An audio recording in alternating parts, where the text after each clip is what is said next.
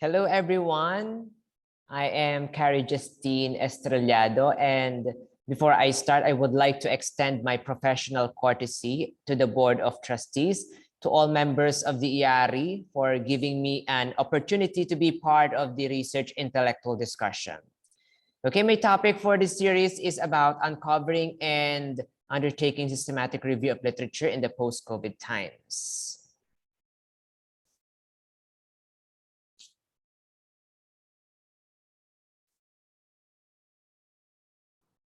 Okay, this will be the rundown of my presentation.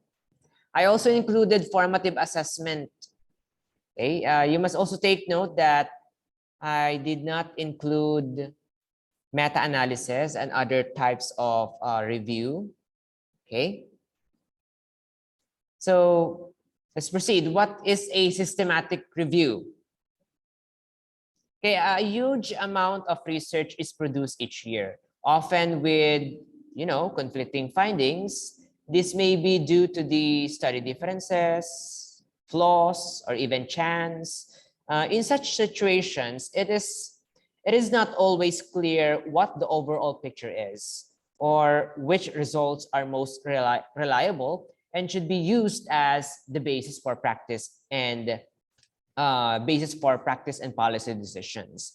That is why we need systematic review, because it identifies, evaluates, and synthesizes results to create summary of current evidence that can contribute to the evidence-based practice.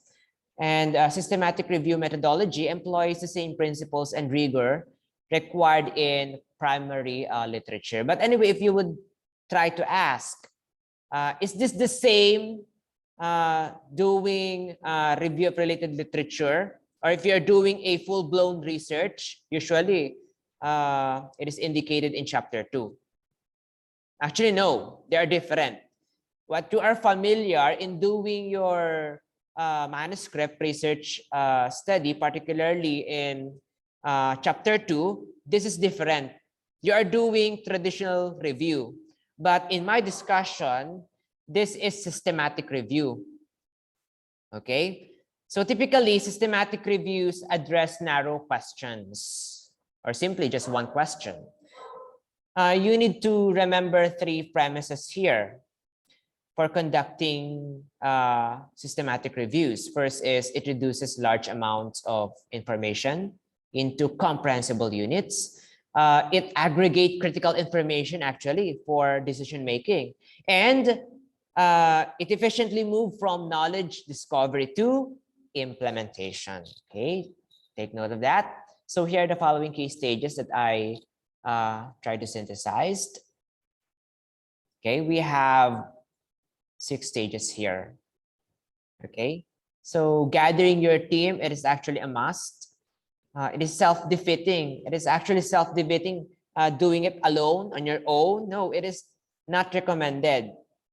In traditional review, yes, you can do that if you are doing your own manuscript. Yes, but in systematic review, this is actually an advanced type of literature review. So you need actually a team. Number 2, you need to formulate review question or questions. So you need to actually narrow it down in scope. The purpose of systematic review here is to draw conclusions based on the evidence to answer that one well-defined and narrow question. And number 3, let's proceed to number 3, planning. Of course, planning in a place is essential to good quality review. And by spending time planning before the review takes place, could avoid issues or errors that may slow down actually the process. And of course, planning includes seeing if the review is feasible, checking to make sure there are no conflicting reviews, and also ensuring that there is a plan to carry out each stage of review. Well, of course, setting goals and timelines for the review is important, as well as mapping out how to review project. Okay, and how we're going to manage the project here. Well, this is also put into a document called a protocol. Again, this is what we call protocol. When we talk about protocol, It's all about defining what the selection criteria will be for the review in terms of inclusion and exclusion. Okay, that you are going to screen by in your study. Okay, we have number 4, searching and screening. So it includes screening multiple databases, gray literature and hand searching of literature. When we talk about hand searching, if you're familiar, you're just doing a manual page-by-page examination of a journal. So it is best practice to involve a librarian or an information specialist in creating the comprehensive search, translating the search, or even finding gray literature here. Okay, and we have the data extraction here. Okay, but before that, before you, of course, you extract data, given that the search strategy may include also positive outcome bias. Of course, we must somehow be careful of that. Okay, because positive outcomes are more likely to be published. And if you might ask, am I allowed to include unpublished literature? Okay, yes, you are. Especially if you want to avoid the kind of bias, like what I mentioned, to avoid positive outcome bias.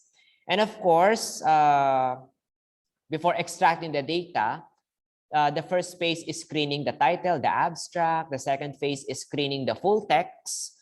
So when it comes to the screening itself, it is usually done independently by 2 reviewers, with a third reviewer serving as a tiebreaker. Okay, I will gonna show you later a diagram that could help us in this stage. But if we're going to proceed to stage 5, it includes appraising the evidence. Again, it includes appraising the evidence, interpreting the results, performing a qualitative narrative analysis, or if you're doing a quantitative, it is called meta-analysis. Okay, depending on the feasibility of your study. Okay, so evidence from studies are assessed using critical appraisal or risk of bias tools, or you can use checklists by study design, of course, to make your study reliable. Well, of course, data from all studies must be presented or extracted and putting it into tables, presenting it into tables or charts, such as the summary of your findings, and of course, to present narrative synthesis of your work. Okay, so we have here the last stage, which is we're going to draw conclusions. Of course, in this stage, you're about to discuss what contribution this review makes and how your review answers or addresses the original question. It will discuss, or it will cover, any gaps found in the research.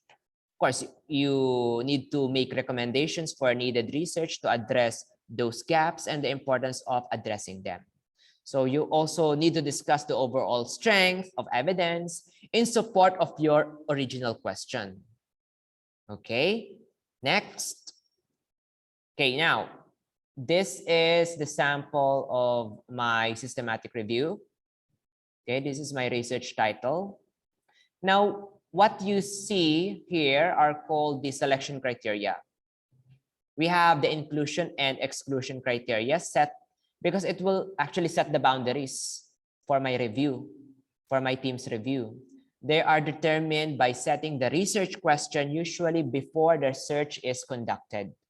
This is very crucial. Information about the inclusion and exclusion criteria is usually recorded as a paragraph or table within the methods section of the review. It may also be necessary to give the definitions and source of the definition being used for a particular concept. So it is actually a must. It is a must in doing systematic review of literature. Okay. Okay, all right. So what we have here now, What you see now in my presentation is a diagram. This is what we call prisma flow diagram. So if you are new to this kind of review, of course, you must be familiar with prisma, or preferred reporting items for systematic reviews and meta-analysis. Okay, we have identification, screening, eligibility, and the inclusion phase. Well, actually, this just actually summarizes the screening. Okay, it visually summarizes the screening process. Initially, it records the number of articles found in, and it makes the selection process transparent. Okay, it makes the selection process transparent by reporting on the decisions made by your team at various stages. All right, so it is important to include, of course, all the reasons, particularly the exclusion here. Okay. Next. Yes, this is actually a modified version of Prisma. Okay, this diagram or template, this is just another form of Prisma. This new design adapted from flow diagram. So the boxes in gray should only be completed if applicable. Otherwise, they should be removed from the flow diagram. We must note here that a report could be journal article, preprint, conference abstracts, or even clinical study report if you are in a medical field, a dissertation, or even what I mentioned, unpublished manuscript. You also can include that, all right? Or even government reports or other relevant documents that could support your study. Okay, and of course, the appraisal is commonly based on the abstracts of the studies here, as you can see. And one could also read the conclusion section. And again, when we talk about appraisal here, bear in mind that it means we are just judging the literature based on its trustworthiness.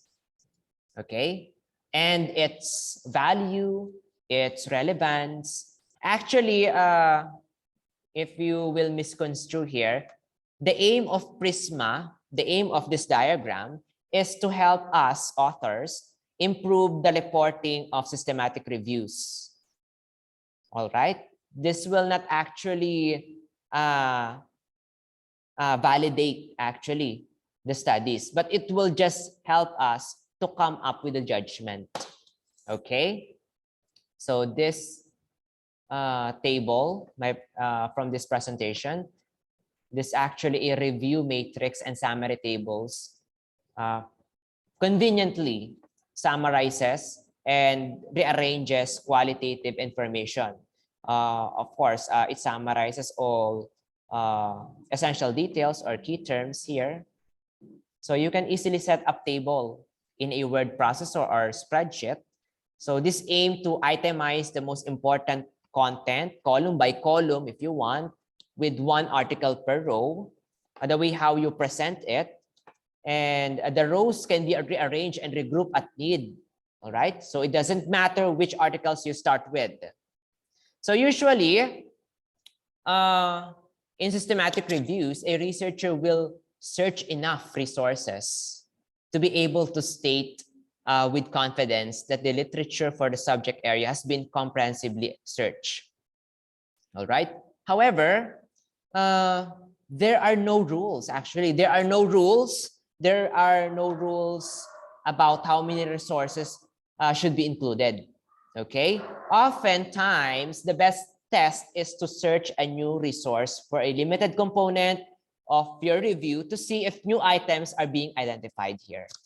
Okay, so the scope of your review question should be kept narrow depending on your question, so that a large number of irrelevant items do not have to be excluded from your results. So if you are getting more than, let's say, 3,000 items or more than that from the first database used, you could also limit that. So you could examine closely all the literature. So the search engines to include in a systematic review will vary, of course, depending on the subject field and the question being raised in your study. Take note of that.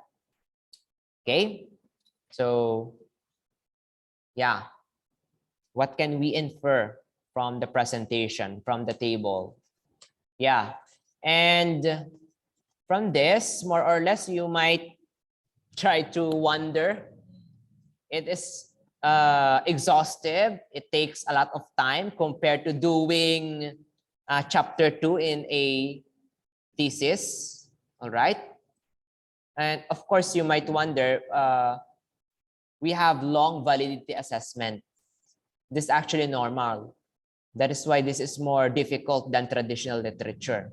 Because this stage covers critical appraisal, wherein the process of judging the validity and quality of a research paper must also takes place.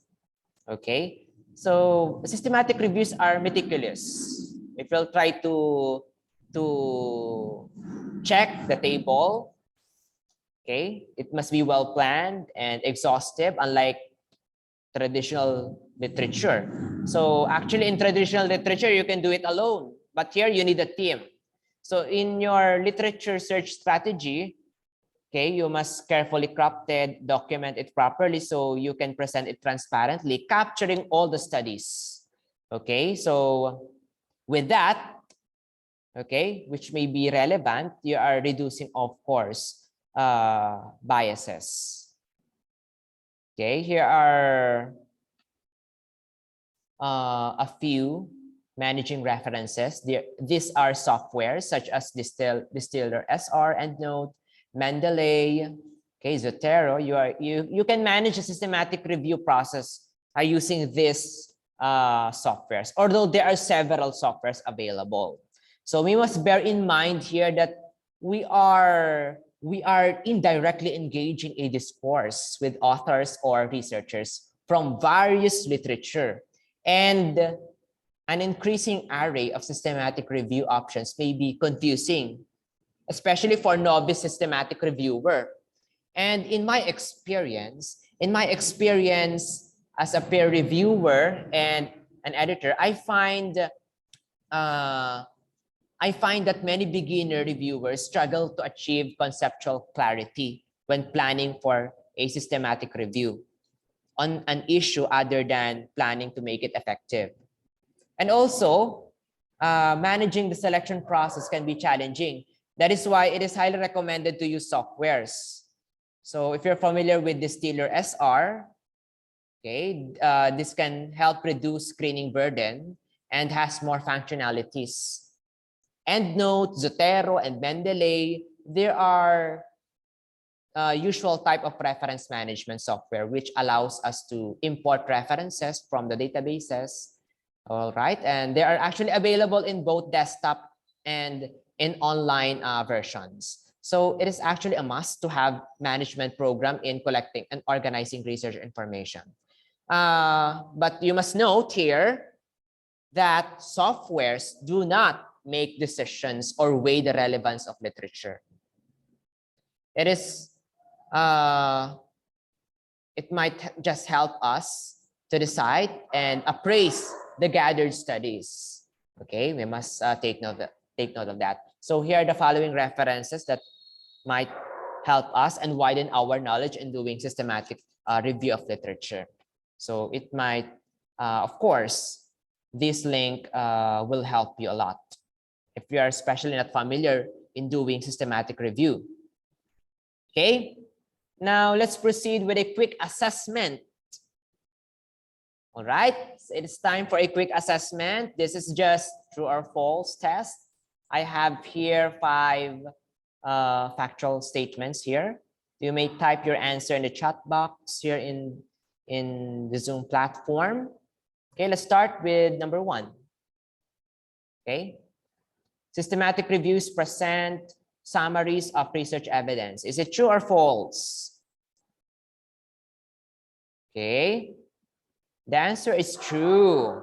Although I haven't seen your answers, I hope you get the right answer here, because Yes, systematic reviews, also known as systematic or integrative reviews.